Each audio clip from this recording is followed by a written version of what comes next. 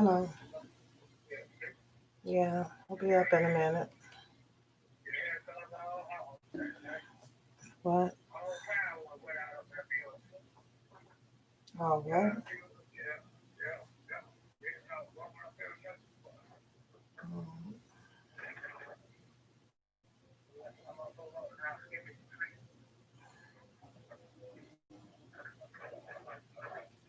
All right.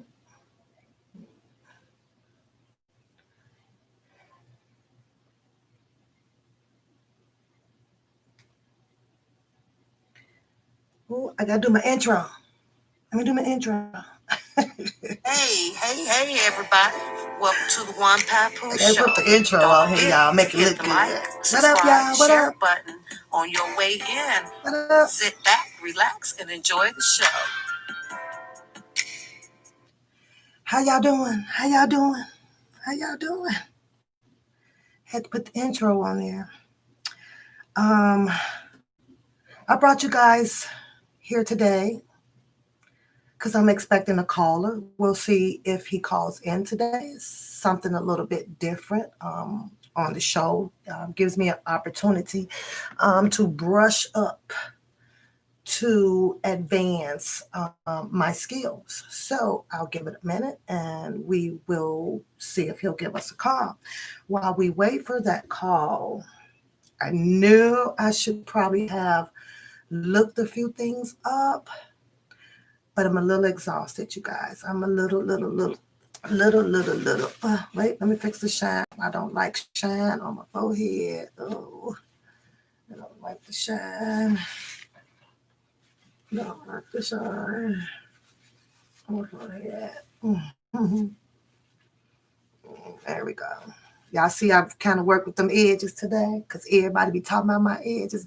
Y'all gonna quit talking about my edges out there, man, because I do have some edges, Got the little gray peeking out right up there. Ain't nothing I can do about it because, hey, comes with age. Comes with age. And anything that comes with age means that God is gracefully putting me and placing things on me that it's supposed to be. So I don't question that. How y'all doing this morning? How y'all doing? Y'all good? Y'all good? Y'all good? Well, I'm going to tell you the truth. I'm goddamn tired. um, Comes times where my voice is starting to fade pretty bad. Pretty bad. So I tell y'all, I keep seeing something flying around up in here. I don't know what it is. But um, I'm going to ask a question. I'm going to ask a question to you guys in a minute here. I am. Hopefully he doesn't call in. He's got like a couple of minutes before he calls in. But let's say he could, be shy or scared a little bit, and that's understandable. And if so, then we'll do it another time. He is aware of receiving the notifications of when I'm coming online. So let me welcome you guys. Robin, Empress Love, hello. Nothing phased me, nobody's fool. Anita Macmillan, welcome to the chat. Nicole, what up, girl? What up? And nobody's fool. What up? What up? What up? I may not have my second mod in the chat room today, so I'm gonna ask you girls a favor to, if you can, if Empress needs a hand at moderating the channel, just for any foolishness or anything that would come onto the channel, give her a hand, you guys. Give her a hand. I'm not going to go into everything about my other mod. Just know that she might not possibly show up today with dealing with situations. Okay, and that's where I'm going to leave that. Um, let's see, where was I? Where was I? Okay, I'm going to go back here because I want to ask a question. I do. I think as I look around, a lot of people, I think, have not seen my previous or older videos when I first started doing them. Everybody's aware that I started pumping them out. Hello, yo, in my car, just like pretty much everybody else. And I was pumping them so hard and so fast of things that I saw. It was episodes. It was episodes. It was episodes. It was episodes. It was episodes. And I believe that I didn't grab the people attention out there to gravitate to my channel to, want to have the desire to come and sit in and allow me to speak to the people because I wasn't pumping out the indictments and the motions and everything about Robert Sylvester Kelly. And I'll tell you why that did not happen. It's because everyone else was doing it. And when you have too many different people pumping out the same thing, everything gets jibber jazzed up in your head.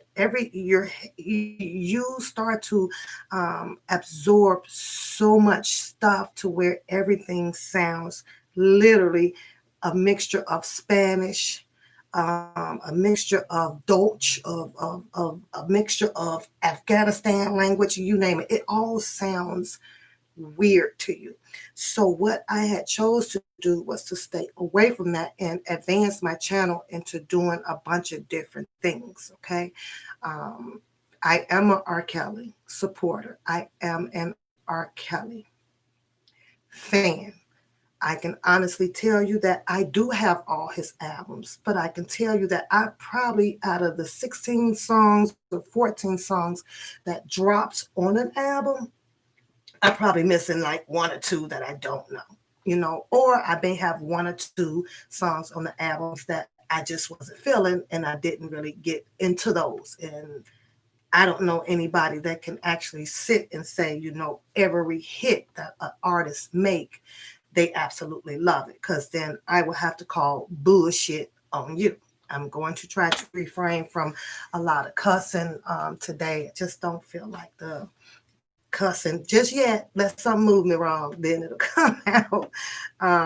But I started off, and when I started doing my videos, because it wasn't out there, a lot of people did not see my purpose of coming out.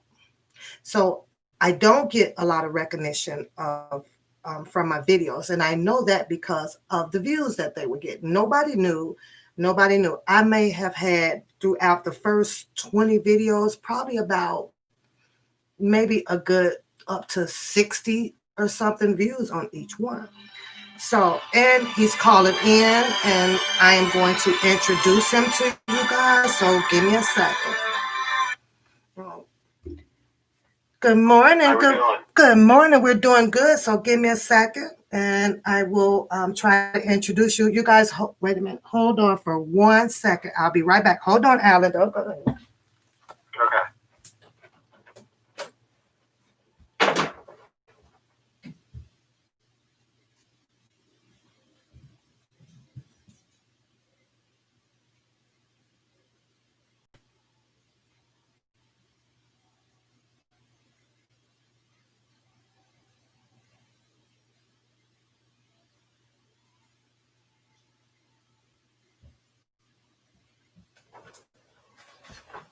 Okay. Okay, I'm back. So give me a second. As you guys can see, I'm still working on this book, but with work and everything else, this book is moving a little slow. So I hope that you guys are still deciding to purchase TAC Acts, and I am highlighting things that I like to go over in this book. But Alan, I'll let you know that you are speaking to a room of ladies right now, and I am giving you the opportunity to share your story, and they're going to come back, right, ladies, with some questions and everything. And Alan is here, you guys, because Alan has a story to tell. I do know Alan very well. I will not give you all the information about Alan at this point unless Alan chooses to do so on his own, from his own voice. Alan has chosen to write a book, you guys. And I brought you guys here today just to hear Alan's story on it and to ask you guys, when Alan has completed his project, I am going to reach out to you guys to ask you guys to help support Alan on his story that he has to tell and his experiences of his life through his story. So, thumbs up. Can I get a thumbs up if you guys are ready for Alan? Alan is writing a book that is called Patience Diet, and he wants to tell you guys his story. Can I get some thumbs up in the room and some red hearts welcoming Alan to One Papoose platform? I appreciate it. Okay, Alan, you got the floor. First and foremost, you know what I'm saying, I want to thank God for, you know what I'm saying, because God makes everything possible. But, ladies, I'm here to talk about subject, you know what I'm saying, in, like, cities all over this country. The subject that I want to touch on, what I touched on in my book, is like abuse in foster homes. So that's the subject that my book is about, and it's a real thing, and it affects the person long after they've gotten over it. And I, myself, was a part of abusive foster home, and I was 10 years old. But I'm 40 years old now. I'll be 44 years young. Okay. On my birthday. So this is something that you have been dealing with for quite some time. Say that again. I didn't hear you. This is something that you have been suffering and battling with for quite some time now. Well, at first I thought it didn't. It did. You know what I'm saying? Because when you go through that, you think. If I'm wrong, I know I'll get some. You know what I'm saying? Hate or whatever. Well, we don't do hate over here. It's akin to sexual harassment for a woman. Uh-huh. But, you know what I'm saying? When your parents are abusing you, you do what they want you to do. So, but then when you get older, and then you need something from them, then it's like, okay, so now, I knew what the score was. Mm-hmm. But the government, the state gives money to every person who like you know what I'm saying, has a kid that's in the foster care system. But in the neighborhood, mm-hmm. You know what I'm saying, mother got a new car. I've been in, you know what I'm saying, many foster homes. But I don't got anything. You know what I'm saying?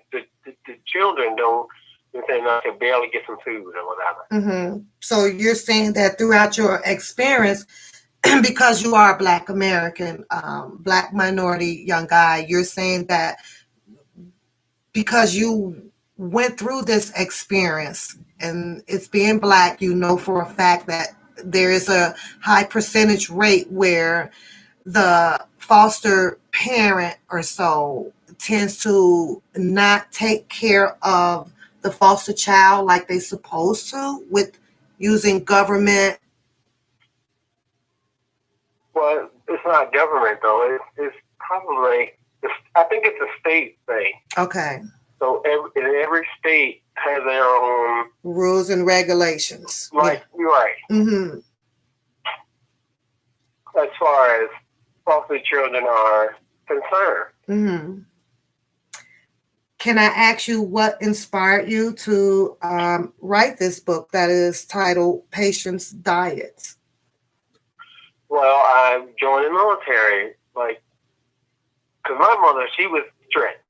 She was fair, but she was really mean. And so, you know what I'm saying, I didn't join the gangs like my other brothers did, and her biological kids did.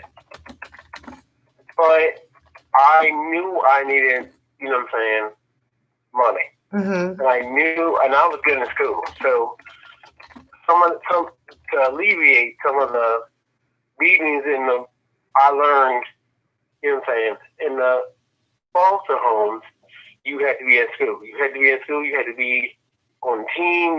Right. Anything to get you, you know what I'm saying, so you could stay, and because you had to go home at some point. But as long as you could stay at school, right, you were good. Mm-hmm. So I was good in school. So I joined the military at a certain point, and then okay, so you know what they say, birds of a feather, and some dudes in my fourth year in the military, they were saying some shit like, it was like, yeah, how do you know about that? Mm-hmm. Like, only foster kids know about that. Mm-hmm. And foster kids that, you know what I'm saying, their parents treated them bad only know about that. And so a conversation led to another conversation, and he was like, yeah, how do you know? I was like, well, because I know. Uh-huh. Come on, I know. And this came because of your and this came because of your abuse from the foster home. Say it again. I said that this come because, first of all, were you abused in your foster care? Yeah, And of course. and how many foster cares had you been in, Alan? Oh shit! It's been about at least 8 or 9. Okay. And you were moved because of it being noticed that the one foster care family just wasn't right, and you went through investigations about yourself, and you were just being pushed around through the system until finally you reached an age to say you gonna do this on your own now? Well, the thing is, because I kind of did some research about it. Mm-hmm. It wasn't, you know what I'm saying? So we have to compare it to our white counterparts, right? Mm-hmm. It was we're talking about 80, 85, 84, something like that. Mm-hmm. So it was bad for them. So you knew so if it was bad for whites, then you know that it was super fucking bad for blacks. Uh-huh. One foster home I was in, the mother, she didn't even give a shit that I was outside the whole time. It was so bad. And at that time, you were a child, right? You were a child? Right. I was maybe 6 or 7 years old or some shit like that. Mm-hmm. It was what the hell is going on? Because, it was I was just outside. I was like, well, yeah, I think the other foster mother is going to come back and get me. Because in the 80s, for black foster parents, the mother was the one who would, you know what I'm saying, she was the spokesperson. The guy couldn't really say anything. Oh, okay. Even if they were married. Okay. Now, can I ask you if this is where did you go through any physical abuse, or was it all just mental abuse? Oh, yeah, it was physical abuse. It was a physical abuse, and it was predominantly by the lady or the man of the foster care? Both. It was both. Okay. When you go through those abusive ones, the mother will say what she wants you to do at first, but then the man is going to, you know what I'm saying, he's going to lay down the law. Uh-huh. And he might not even say a word to you, but he's going to beat the shit out of you. Okay. And throughout your physical abuse, that started at a young age as well.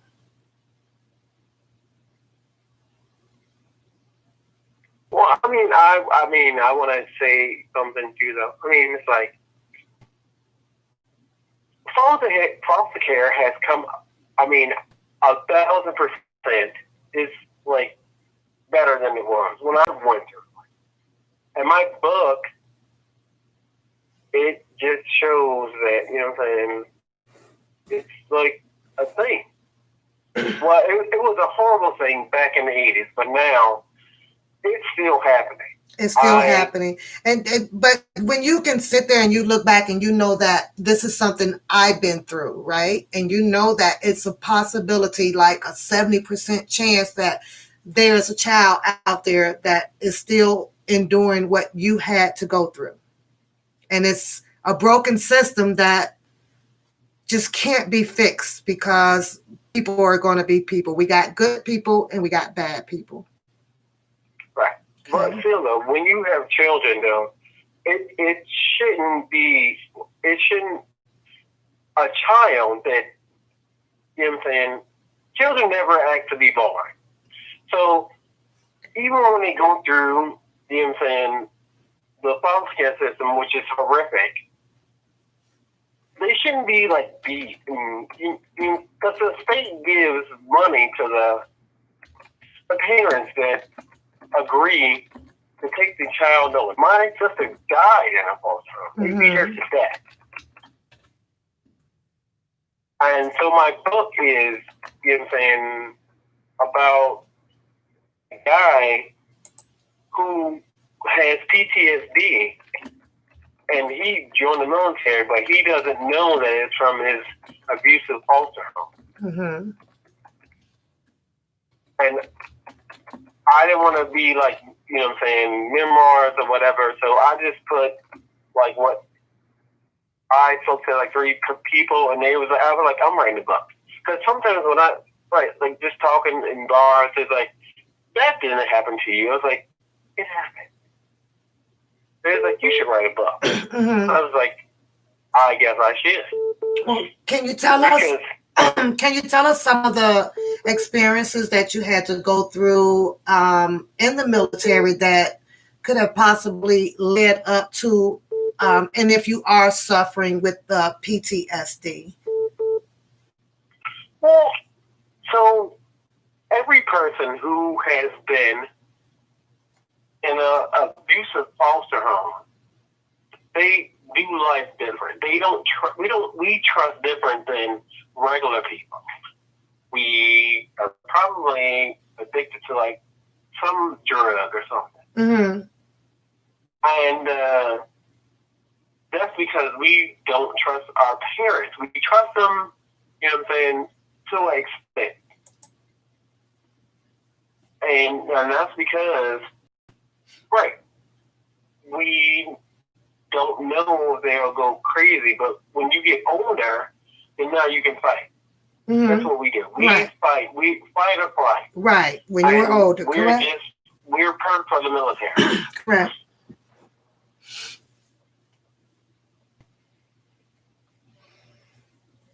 Okay, can you share with the room some of the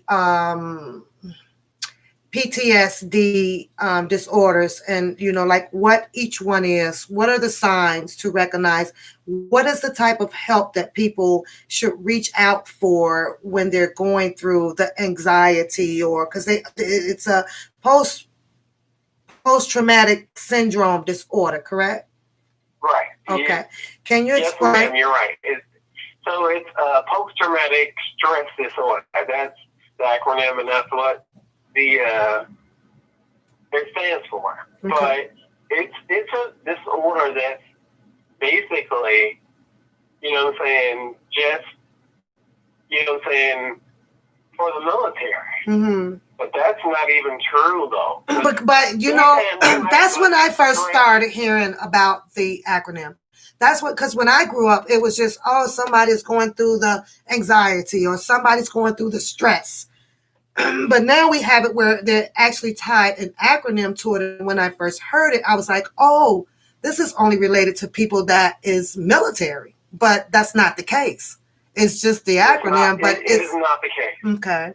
but it's not the case. Even women who get raped, they have PTSD too, though. Because if you the acronym says it, post-traumatic stress disorder. Okay. So it makes you like react differently when you like relive anything that reminds you of that bad time that you had. Mm-hmm. So yeah, it's anything. So say if you like was a cook, I was a cook in the military.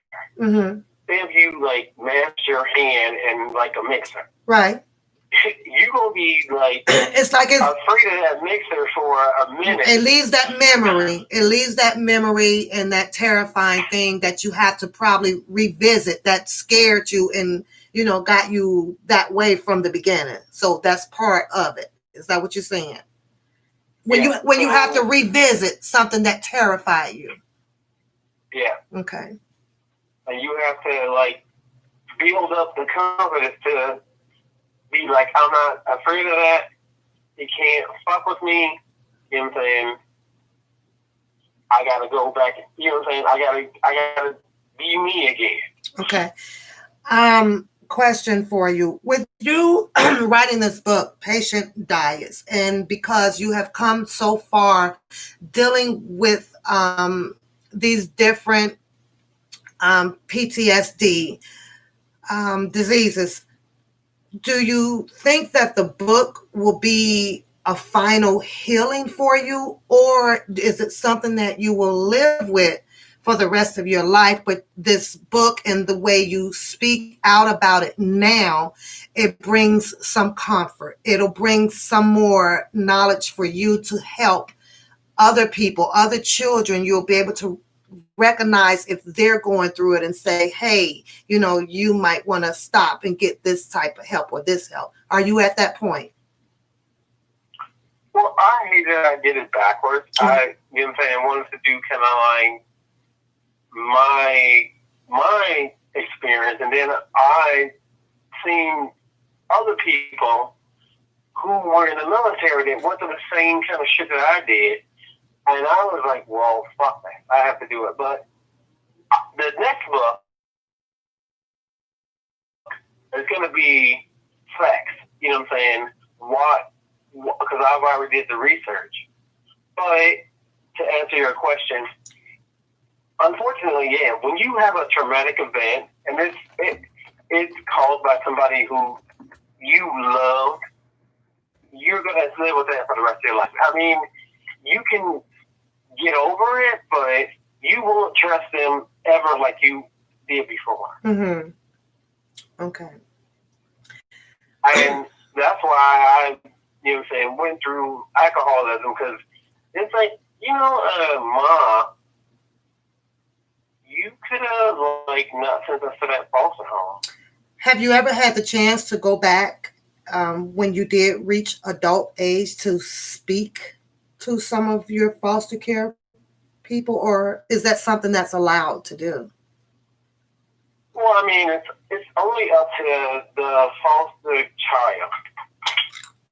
Okay, because I did see some shows where they'll try, when they got older, where they'll go back and do some intervention thing where you can have your opportunity, outside of, let's say, bringing a person, charges upon a person, and to find the healing in it, and to ask that adult person at the time when you were a child, why, what did I do? Why didn't I, deserve this or whatever, or this is the position that I am in mentally that you caused to happen to me for failing to do your job. You know what I'm saying?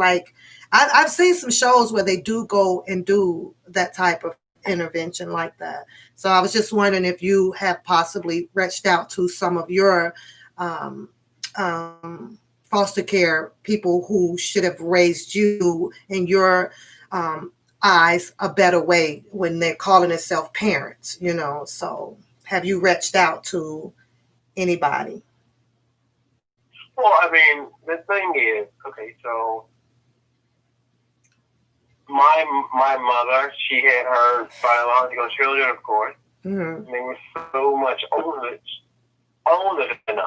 She even had my brother that was younger than me. Mm-hmm. So, you know, it's like sometimes, you know what I'm saying, the biological children, they put us in our place and make us feel like we ain't shit sometimes. But, Mm-hmm.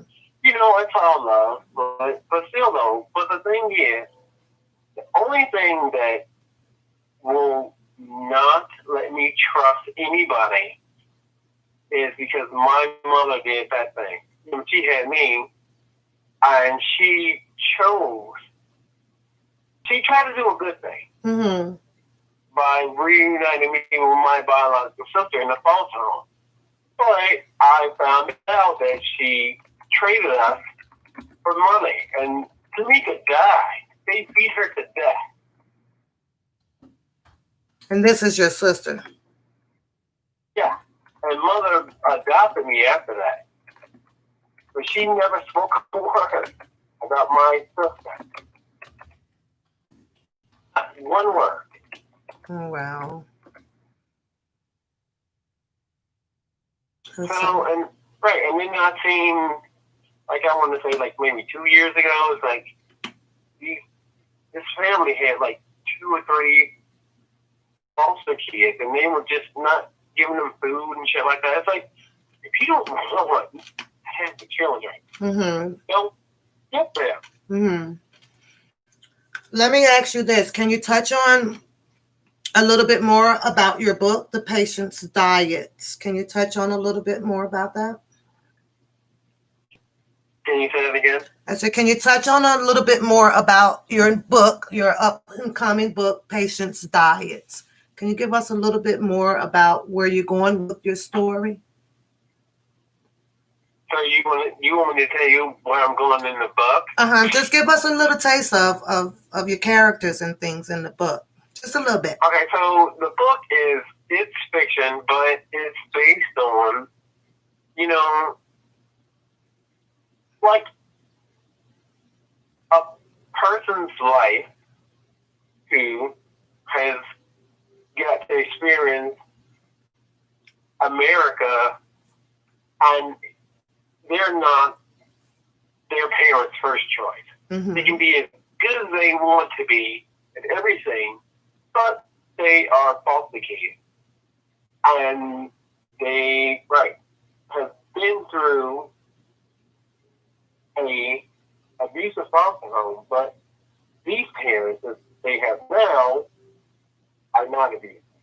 They give them every, you know what I'm saying, opportunity to do what they want to do. But the guy, he's killing, he does what he wants to do, but he wants, the parents to be like, as far as like, I love you, like that. Okay. Shit that they never got from their, you know what I'm saying, well, something that you don't get from traditional foster home or adopted. Gotcha. I mean, it's different now, you know what I'm saying? But when we were coming up, it was not like that. Right. Okay, can I ask you, today and moving forward, have you healed quite a bit from your experience with the foster care abuse? Have you healed, or do you think that there is more that you need to do to heal yourself, to bring yourself at a level of happiness of where you want to be? Or are you there? Well, so, yeah, of course I have. Okay. This is 2000. Of course, it's not like 1985 or 86 or whatever. Okay. But, you know what I'm saying? I have healed, and the thing is, it's not just all, black people. So when I accepted that it's not just a black thing, Mm-hmm. this kind of shit goes on in every fucking culture, right? Yeah. You know what I'm saying? Yeah. Hispanic. Yeah. You know what I'm saying? Yeah. It goes on in every single culture. So, and I want to kind of like stamp it out. I want to bring more light to it. Okay. Because it shouldn't be happening in 2020. Mm-hmm. No child should confuse. You know what I'm saying? I can just say, right, because one, you know what I'm saying, it was an Amber Alert just like the other day. I saw that. Yes. Yeah, this young 10-year-old girl, she's missing. Yep. I saw that. Yeah. But, you know, the truth is, though, Alan, because we live in a world, and this is my opinion, where half of it is crazy, half of it is good. You know, it's a trend that's never going to end. It's never going to end. Molestation is never going to end. Bad parenting in the foster care is never going to end. You name it. But what we can do is just keep bringing awareness to it. That's it. You know, and try to just grab hold of people to keep pushing it out there to try to lower the rate of all of the bad things that is going on. But we're stuck in a world now where, you know, it's just damn if you do and damn if you don't. I am very happy that you chose to bring your story to my platform. I am very happy. I have women in here that we're going to sit and wait for you to finish your patient diets. And we're going to go ahead on and support you, get your book, and help you get your word out there for awareness for the PTSD and, you know, and what goes on, the abusiveness that continues in foster homes. We're gonna help you. I'm open to questions. If the ladies want to ask me some questions, I will. I will shoot them to you. Alan wants to know if anybody would like to ask him any questions before he depart and can continue on with his day. So I'll go ahead and put him in the chat room and I'll ask him, and we'll give you guys about 3-5 minutes to put him in. And other than that, I'll just kind of keep talking on him. Well, you have one lady also, if you can see her, she says that she can't wait for you, wait to read your book. And I believe he's about 80% done. Are you going to self-publish this, or do we have to wait for you to get it published? Do you think that, are you going to self-publish it? Because you know you could do that through Amazon. I'm going to. I mean, this has to be, you know, then right. I'm a businessman too, though. So okay, so you're going to get this book pushed out there. Thing, so okay, I have to self-publish it first before I even give it to any white, you know what I'm saying? White, awesome, you know, awesome. Publishers or whatever. Yes, awesome. So he's 80% done, you guys. He's going to self-publish it himself, and then I'll get the information, and I will get his link to where he is going to drop the book at. And I'm hoping that the females from this channel, let's support him, you guys. We have another Black American that's coming out and, you know, want to put the awareness out here. So, Alan, were you placed on after enduring your situation throughout the different foster cares that you went through, and you were able to now take off on your own, which is 18, I believe? What was your next step after that? What was your next step?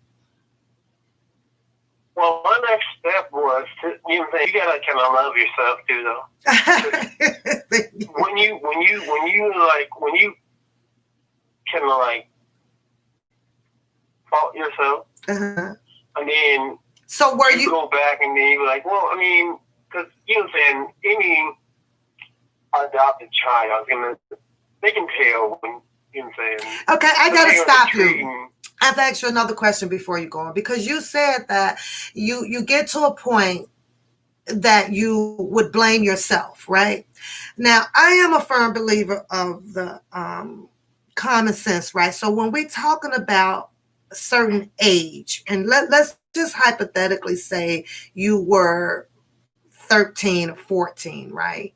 And you know at that age right from wrong, right? And I get it that there's so much that can't do because you're still a child living under someone's roof. So their rules and the way they do things will override the way you know things shouldn't be happening. But I can't do nothing about it because I'm a child. So you're left in a situation where you blame yourself. How do you blame yourself? How do a person tell themselves, and you know that it's not, you know in your heart, and you're feeling like this isn't right, this isn't how a parent should do, but how do you tell yourself or try to say, well, I blame myself for not, for what? Like, I don't get that part. It's well, like, I mean, it's kind of luck because I didn't know about God then. You know what I'm saying? Mm-hmm. But you just surround yourself with people like you. So it's like, you know what I'm saying, other kids. And then you listen. You become a good listener when you're being abused. Uh-huh. Right. It's like, right. Did you get booked last night? It's like, Because no. I guess that's just something that I just don't like to hear when a person says that I blame myself. No, you put the blame on the person that you know was doing absolutely wrong. But parents are, right, they're very, you know what I'm saying, persuasive. Mm-hmm. So what you have to do is you have to just have hope. It's like, God, I Okay. didn't even know about God then. Yeah. But you know what I'm saying, you hear people talking about, well, you have to surround yourself with, you know what I'm saying, other people your age and just think. I mean, when I get to God and read the Bible, I was like, wow. Mm-hmm. Thank you, God, for, you know what I'm saying, investing in me so I could get to you. I mean, and I know God. Mm-hmm. So God doesn't put on you what you can't handle. Absolutely. Absolutely. When you first, let's say, and I'm going to choose the age 18. How old were you when you decided to go military, and was it your decision?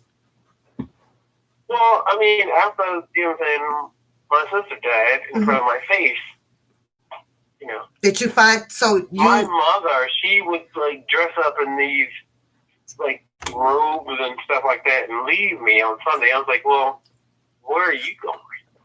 So did you look to the military as an outlet, as a getaway?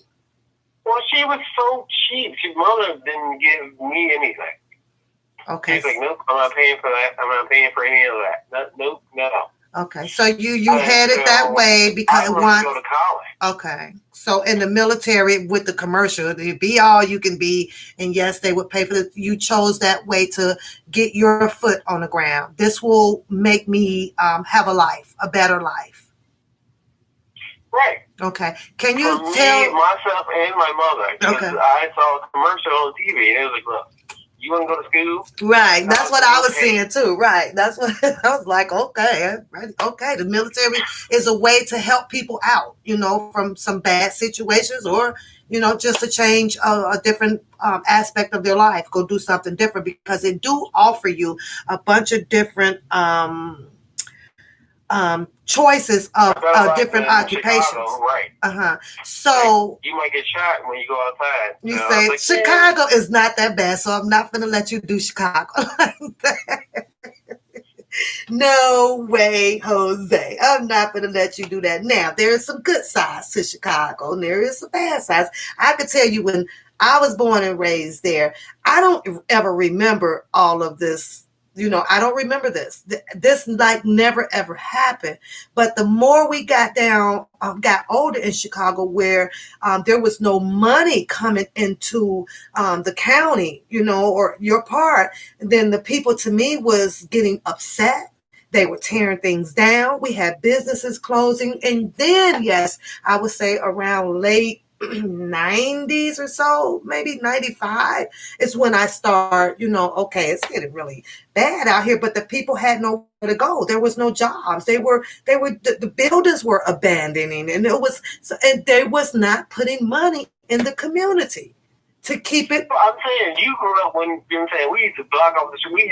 We had a good time. It was games, but it was some structure to it. Now I don't know what the hell's going on there in my town. But, you know what I'm saying, I'm still, you know what I'm saying, White Sox, Bears, right. Right, no other team I'm rather than with my motherfucking Chicago. You know what I'm saying? But I'm just saying, for, you know what I'm saying, the book and all, motherfucker look at me and wouldn't even know that I've been through hell on earth. You see what I'm saying? Because the devil, he is always on his job. He wants you to be like down and out. He wants you to be like, fuck what wool was me. But yeah, I mean, hey, bad shit happens to everybody. It's what you do after the bad shit happens to you that defines you.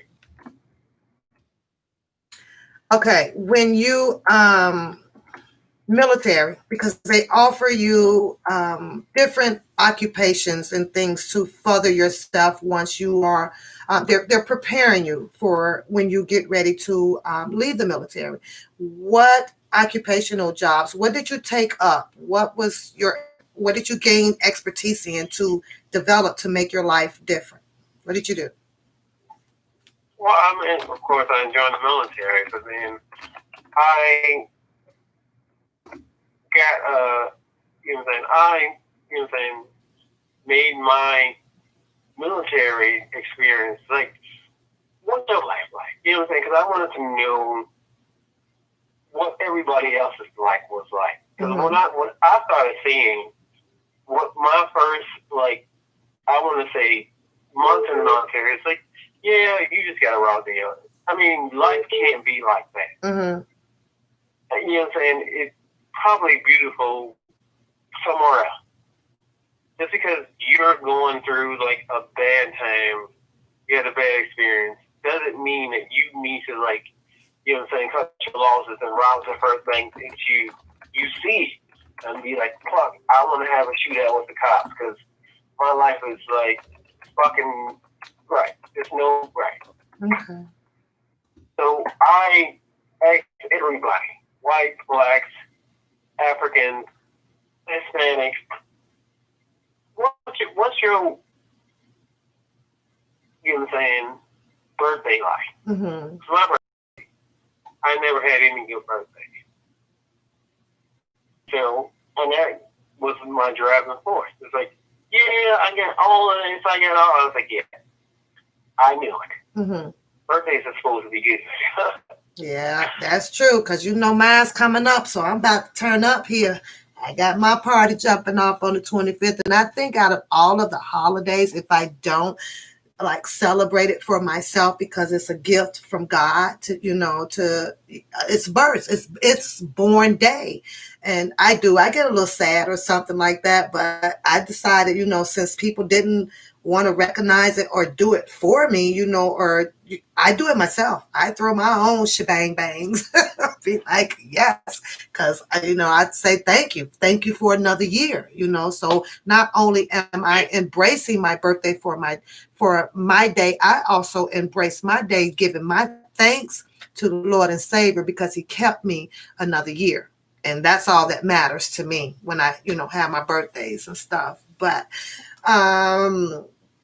let's see what else. Any more questions? We did have Nothing Faze Me. You know, she said that she can attest because, you know, when you're young, you wonder why you are so, you put the blame on yourself until you're older to understand it, that it wasn't your fault. And like I mentioned to you, I kind of get that, but I understand that there's never a cutoff time frame where you say, I'm over it because of the disorder that it can be placed upon you that you have to go through. You deal with this year after year. I get that. But like with you, and I'm listening to your message, and you're now in the process of writing this book called Patience Diets. And I just wanted to know, once you're done with this book, and I know you should have many more following up because we are in a cycle that is never going to end. So we have to keep bringing awareness out there. We can't stop. But for yourself, Alan, are you happy? Are you happy? Well, I am. I mean, I'm happy. Yeah. I mean, I gotta, like, you know what I'm saying, not drink so much booze. No, But I that's don't okay. smoke. Everybody drink a little tipsy. You know what I'm saying, I can go wherever I want. Yes. And nobody is like, Yes. you know what I'm saying, I don't have. And I think another thing child, of but I have a child that you know what I'm saying, I send the birth certificate, and she is growing up like, you know what I'm saying. And I bet you protecting her 100%, right? I bet you protecting her.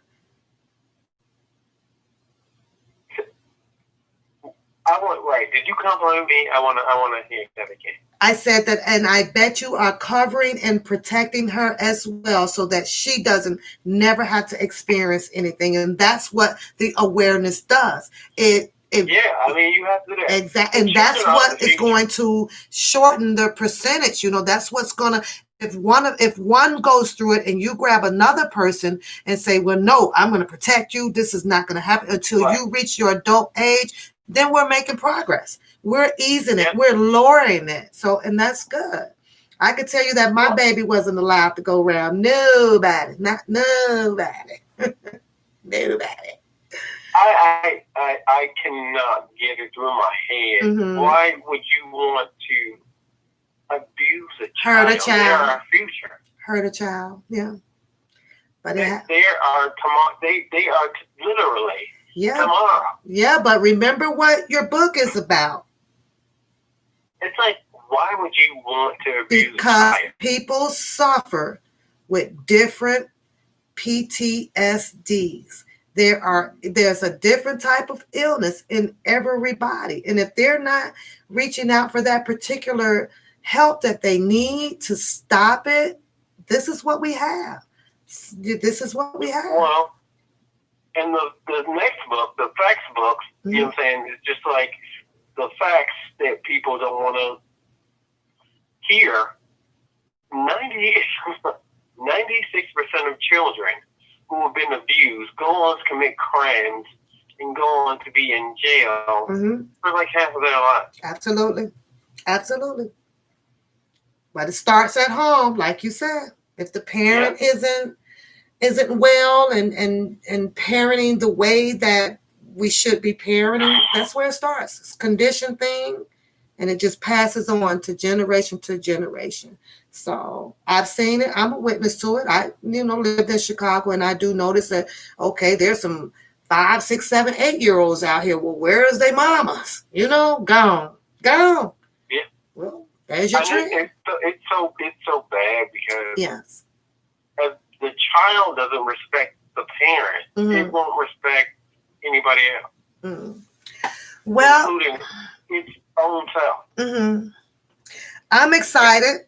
I'm going to sit and wait for you to finish your book. Once it's done, you're welcome to come back to the show. I think we didn't have nothing but the one little statements, and I mentioned to you, the ladies appreciated you calling in. And if there's anything else you want to share, go ahead and take the time to do so. But I must get up out of here now. I got things to do. Right. Thank you for having me, Jackie. No. I mean, you are phenomenal. No problem. You're welcome. You're welcome anytime. Give me a heads up. Let me know. Give us let us know where you are with the book. Keep me in tune so that I can encourage the ladies to go out and support you with your book and give you their opinions and how well you did on your book. Give us that opportunity. You brought it to the platform. Now allow us to follow through with you on your book and your journey. And I wish you all the best of continuing your healing process. I wish you the best on protecting the children that you are putting this awareness out here for. Nothing but the best. I love you, Alan. Thanks, Jackie. Okay. And you guys say bye to Alan. Everybody put those red hearts up for Alan in the chat room. Hi, thank you. Mm-hmm. Well, you guys, that was Alan. I do know Alan. And when I first met Alan, I can tell there was something. You would see a spark in him. And then there are some days where I wouldn't see a spark in him. He's a good guy. He's quiet, and sometimes when you see that spark in people, but yet then they hold like this little quietness to them. Something was hiding, So I I decided to tell him, hey, I got this platform and YouTube channel, and I would like for him to bring something a little bit different to talk about on my show. And there you have it.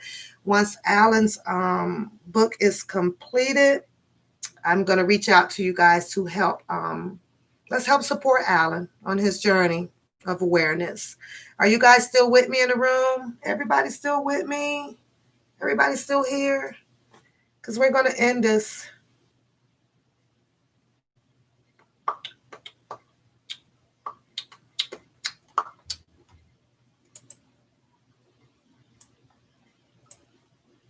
No. Well, I'll put my hearts up and then I will end the chat. I think the chat froze. That's what I think.